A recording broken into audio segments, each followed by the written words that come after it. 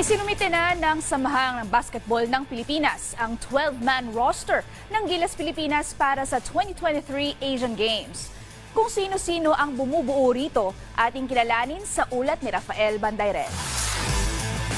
Matapos lumahok sa FIBA Basketball World Cup bilang isa sa tatlong host teams, pagtutuunan ng pansin ngayon ng Gilas Pilipinas ang paparating na Asian Games na idarao sa Guangzhou, China. Sariwa pa sa World Cup, muling sasalang sa aksyon sina Scottie Thompson, Kiefer Ravena, Roger Pugoy, Junmar Fajardo, CJ Perez, Japet Aguilar at Jamie Malonzo. Nadagdag naman sa kupunan sina Chris Newsome, Calvin Oftana at Brandon Ganuelas Roser. At dahil dalawang naturalized players ang pwedeng lumahok sa Asian Games, kukumplituhin ni Justin Brownlee at Ange Kwame ang listahan.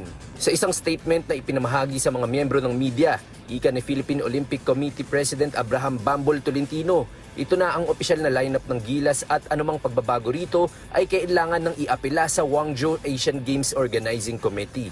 Kabilang ang Pilipinas sa Group C ng kompetisyon kung saan kasama rin nila ang Bahrain, Jordan at Thailand. Samantala, hindi pa rin malinaw kung sino ang magsisilbing head coach ng koponan matapos magbitiw sa pwesto ni Chot Reyes. Rafael Bandayrel, PTV Sports.